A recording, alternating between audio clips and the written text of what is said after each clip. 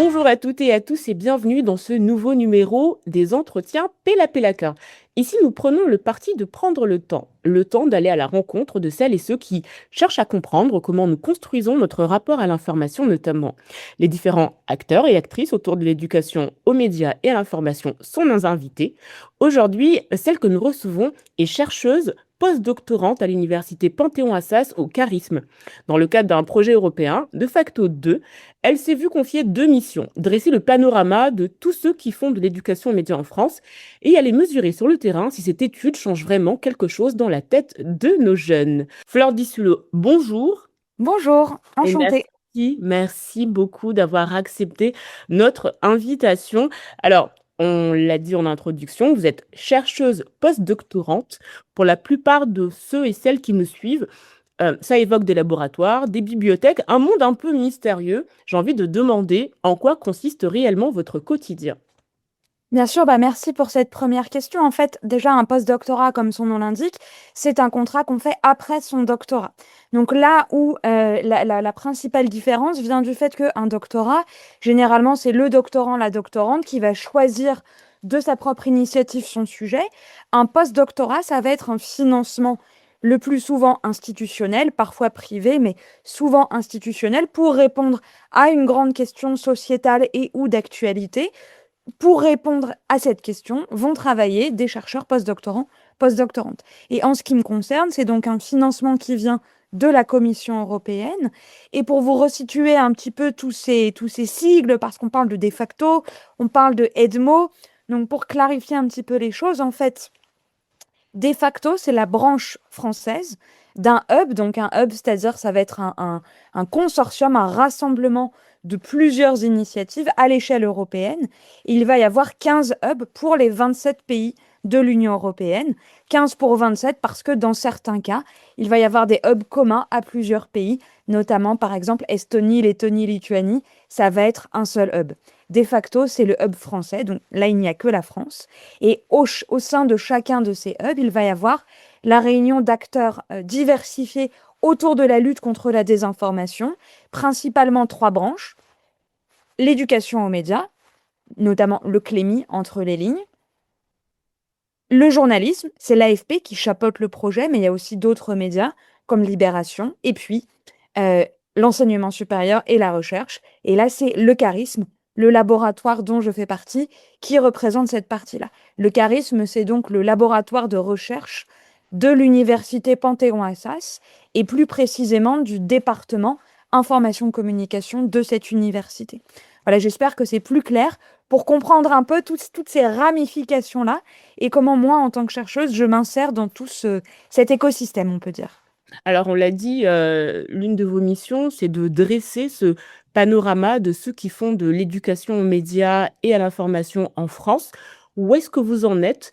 Qu'est-ce qu'on peut dire déjà de ce panorama et qu'est-ce qui vous surprend peut-être au fur et à mesure que vous êtes dans cette étude? Alors, ce panorama faisait partie en effet de mes objectifs de recherche initiaux, mais il a finalement été abandonné en raison de la difficulté de conduire ce terrain, du temps qui était nécessaire aux autres objectifs qui m'étaient alloués, et aussi en raison du fait que cette cartographie, ce panorama, c'est un objectif de plusieurs acteurs de l'EMI en ce moment. Et donc, il y avait une difficulté à la fois de mener l'étude, de la mener bien, et de ne pas la mener en concurrence avec un travail que mène déjà notamment le ministère de la Culture, mais que mènent aussi en ce moment même plusieurs associations et d'acteurs impliqués dans l'éducation aux médias. Donc ce que je peux dire, c'est que ce panorama est nécessaire, mais qu'il est difficile à poser puisque les acteurs qui le composent sont très diversifiés.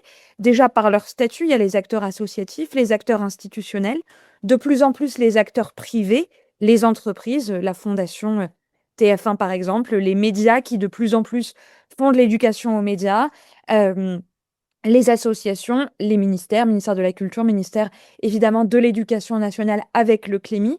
Et tout ça fait que ça devient un panorama très difficile à dresser. Donc je botte en touche un peu avec cette réponse en vous disant que c'est difficile à faire et que c'est en cours. Peut-être revenir sur les objectifs qui ont été définis et sur les missions qui sont les vôtres. Alors, les missions qui sont les miennes, dans le cadre de ce post-doctorat, ont été en fait principalement de 2 ordres. Je rappelle que mon contrat, je l'ai commencé il y a 1 an et demi, donc en janvier 2025. Et à ce moment-là, nous étions 2 dans ce post-doctorat. Nous étions 2 post-doctorantes avec ma collègue Laura Verker, qui depuis a été recrutée comme maîtresse de conférence à l'université de Lille. Et nous travaillions toutes les 2 sous la direction scientifique du professeur Arnaud Mercier, qui est le coordinateur scientifique, de Defacto. Donc dans Defacto, il y a, la coordination, des médias, la coordination éducation aux médias, la coordination scientifique, c'est Arnaud Mercier. Et donc toutes les 2, on avait, une tâche en commun qui a été de réaliser un kit pédagogique d'analyse des images de la désinformation. Ce kit pédagogique s'appelant le sémiocheck. Le sémiocheck, comme son nom l'indique, le but, c'est d'allier les compétences journalistiques du fact-checking avec les compétences académiques de la sémiotique. Et nous avons réalisé 10 fiches pédagogiques chacune, donc 20 au total, 20 fiches pédagogiques pour 20 images de la désinformation. 20 images qui accompagnent des récits de désinformation, mais qui peuvent sous-tendre des intentions et des procédés variables, c'est-à-dire théorie du complot, fabrique d'ignorance, propagande, trucage, images générées par IA, etc. Et donc on a conçu ce kit qu'on est en train de finaliser et qui aura vocation à être diffusé à large échelle, à la fois auprès des enseignants du primaire et du secondaire et auprès des acteurs de l'éducation aux médias. Dans ce prolongement, on a aussi mené une enquête, on va dire plus scientifique, qui va donner lieu à une publication prochainement. Et puis, en parallèle de ça, moi, j'avais cette seconde mission à titre plus personnel, dans le cadre de cette enquête, bien sûr, pour essayer de mener cette étude sur l'éducation aux médias. Et les termes clés pour désigner cette enquête ont un petit peu évolué. C'est souvent comme ça dans la recherche scientifique. Les termes clés ont évolué au fur et à mesure de l'enquête. Donc au début, il était question d'une évaluation. Ensuite, on a parlé d'enquête d'impact. Et aujourd'hui, on parle un petit peu aussi de réception de l'éducation aux médias. Donc il n'y a pas de terme fixe et arrêté, mais en tout cas, notre but n'est pas dans cette étude d'évaluer l'éducation aux médias. Il n'est pas question d'évaluer ni les apprenantes, les apprenants, ni et encore moins, j'ai envie de dire, les acteurs de l'éducation aux médias. Il s'agit pour nous de comprendre ce qu'il se passe dans les ateliers et les modules d'éducation aux médias. Qu'est-ce qu'il se passe pour les apprenantes, les apprenants, et qu'est-ce qu'ils et elles peuvent ou pas en retenir, sachant que les constats de ce qui est moins compris, moins retenu, est encore plus enrichissant à nos yeux que ce qui fonctionne bien. Donc il n'y a vraiment aucun jugement de valeur dans cette enquête, évidemment. Et alors, qu'est-ce qui se passe? Qu'est-ce qui se passe? Eh bien, déjà, nous avons pu constater, alors les résultats sont en cours d'analyse. Je précise que nous avons mené l'enquête par questionnaire papier, pour plusieurs raisons. Je dirais principalement pour 3 raisons. La première est que, l'enquête concerne, des élèves de l'école primaire jusqu'au lycée. Et donc par la force des choses, pour les élèves en école primaire, la littératie médiatique n'est pas encore bien, et notamment numérique, n'est pas encore bien, mise en place, donc c'était logique de faire un questionnaire papier. Deuxième argument, c'est beaucoup plus pratique pour les enseignants.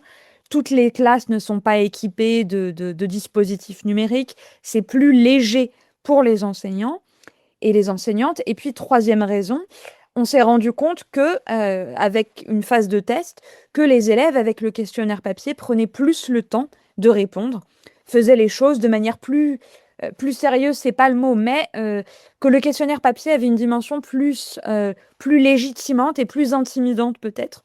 Donc on a choisi ça, mais le corollaire, c'est qu'il faut un temps assez conséquent pour ensuite ressaisir les questionnaires dans la plateforme numérique qu'on utilise avant de pouvoir passer au traitement statistique.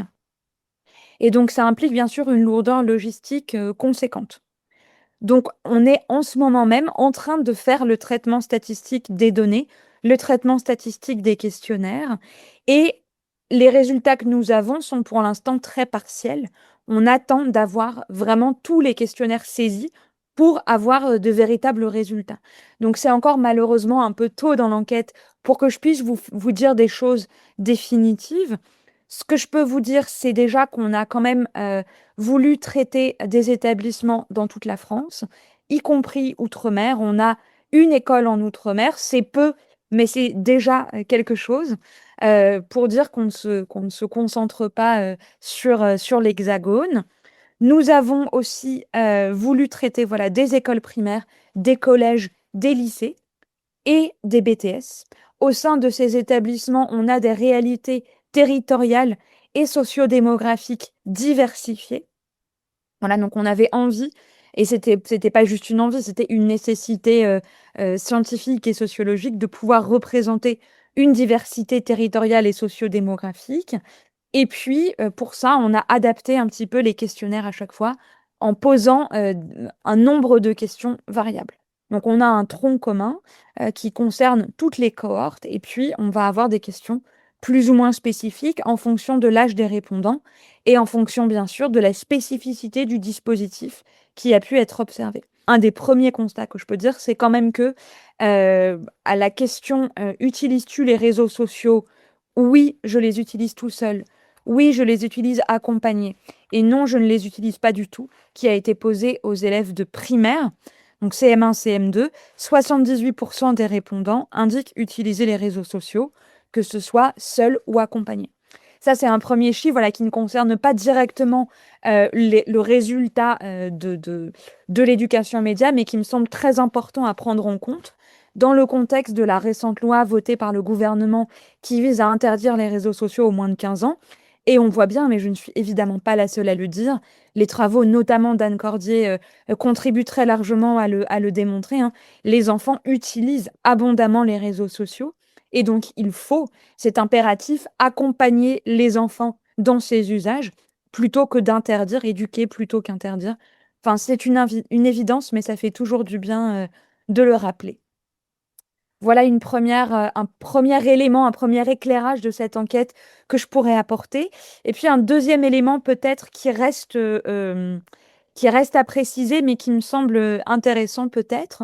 Nous avons posé à toutes les cohortes, donc primaire, collège, lycée, BTS, de mêmes questions ouvertes.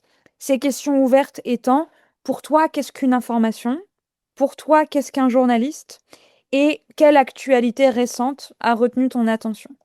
Et ce qu'on observe, c'est que entre l'avant et l'après, donc entre avant le module d'éducation aux médias, après le module d'éducation aux médias, on constate que les notions de vérification, de fiabilité, de service public et de bien commun apparaissent clairement entre l'avant et l'après. Donc, il n'est pas question de parler d'efficacité, mais on voit ces notions-là apparaître et donc on ne peut que s'en réjouir et surtout on ne peut qu'attendre les résultats finaux de l'enquête pour vérifier tout ça avec plus de détails et de granularité, bien sûr. Est-ce que, en France, vous collaborez, vous échangez avec d'autres acteurs de l'Europe, peut-être en Belgique, peut-être en Allemagne ou ailleurs? Alors, même s'il s'agit d'un projet financé par la Commission européenne, il n'y a pas de manière structurelle de collaboration prévue entre les différents hubs qui le composent. Donc, de facto, nous ne sommes pas en lien direct avec nos homologues espagnols, italiens, belges ou allemands. Il y a bien sûr des échanges possibles, on va dire de libre initiative, c'est comme ça que fonctionne la recherche scientifique, mais il n'est pas prévu a priori de manière structurelle et institutionnelle, de lien entre les différents hubs qui composent donc ce grand chapeau qu'est donc EDMO, European Democracy Media Observatory, qui est donc le grand hub qui chapeaute tous les hubs locaux à l'échelle de l'Union européenne. Selon vous, malgré le fait que, vous êtes toujours dans l'analyse de votre enquête, est-ce qu'on peut, déterminer les priorités, autour de l'éducation aux médias? Je pense que parler de priorité d'éducation aux médias, c'est un peu un pharmacone, c'est-à-dire que ça va présenter autant d'avantages que d'inconvénients. Parler de priorité, ça permet de se fixer des objectifs, mais qui dit priorité dit forcément que d'autres choses dans le même temps sont mises de côté. La seule chose que je peux dire, c'est que la littérature scientifique a déjà indiqué un point que l'enquête que je suis en train de mener tendrait à confirmer à l'échelle française. Cette enquête scientifique concerne les Pays-Bas. C'est que lorsque les dispositifs d'éducation aux médias se concentrent en particulier sur la question de la désinformation, il en ressort davantage de confusion pour les apprenants que de clarification. Donc même si la désinformation est évidemment un enjeu de taille auquel il faut faire face, se concentrer dans l'éducation aux médias sur la désinformation ne permet pas nécessairement de lutter activement contre la désinformation. Donc il y a peut-être de l'inventivité et de la créativité à développer dans la manière dont les dispositifs d'éducation aux médias peuvent être conçus. Et là, je pense bien sûr de manière globale et collective. Et tous les dispositifs d'éducation aux médias sont intéressants parce qu'ils existent et il n'est évidemment pas question d'en exclure certains au détriment d'autres. Tous doivent exister et coexister. Mais ces résultats scientifiques sont, je pense, intéressants à prendre en compte dans justement cette planification des objectifs, si tant est qu'on puisse le faire. Mais l'idéal serait bien sûr qu'il puisse y avoir 50 heures d'éducation aux médias pour tous les élèves, tous les ans de leur scolarité, pour pouvoir aborder tous les sujets de manière diversifiée. Peut-être pour finir sur, cette enquête que vous êtes en train de mener, heu, elle est à destination de qui? Qu'est-ce que vous espérez qu'il va arriver à la fin de cette enquête? Pour vous, c'est quoi l'idéal? Quel est l'impact que vous espérez, qu'elle aura? Alors cette enquête, que je suis en train de mener, donc a vocation déjà à se terminer dans l'exploitation de ces données, d'ici l'été, pour ensuite donner lieu à de la valorisation scientifique que je mènerai aussi avec d'autres collègues bien sûr, donc avec Arnaud Mercier qui est donc le coordinateur scientifique du projet et également, avec mes collègues Rania Kerchoud et Tanguy Polito qui ont rejoint, le projet, il y a quelques mois.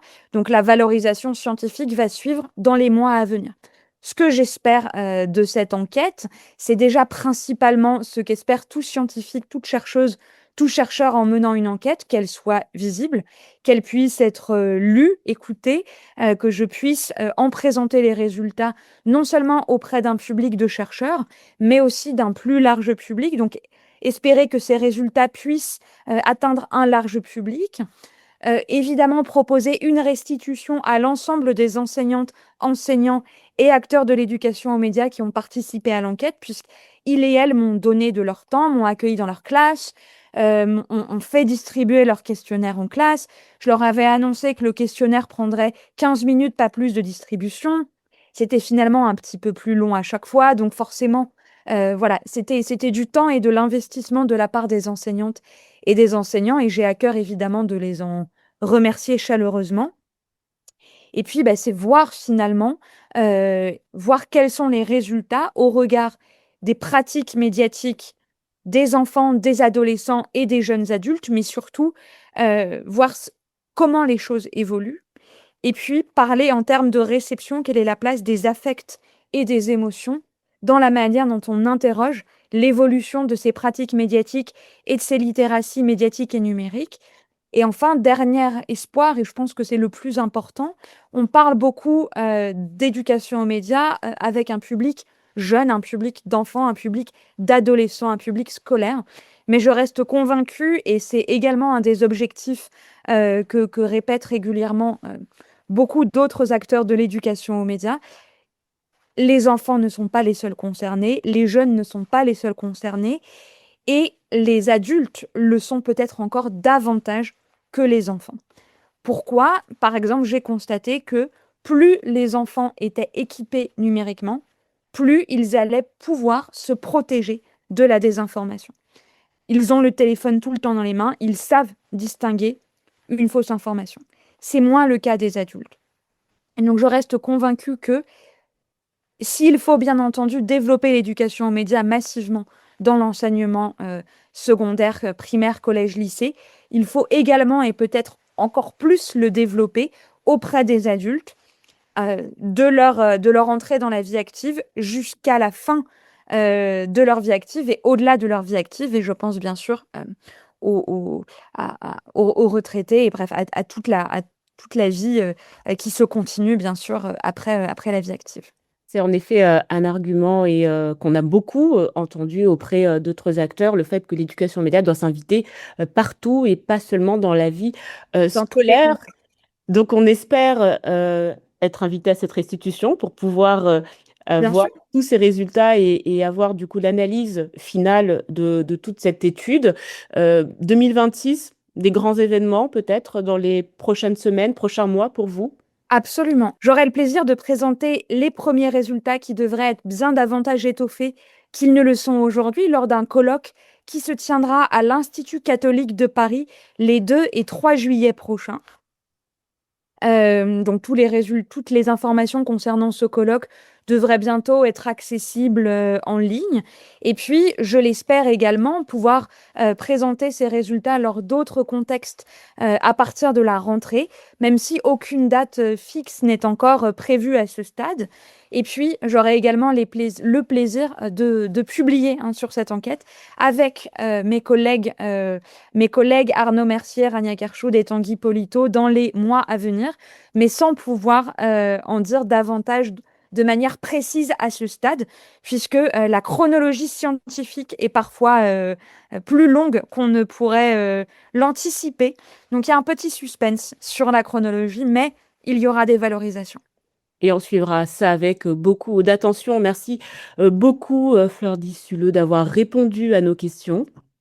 Avec plaisir, merci à vous.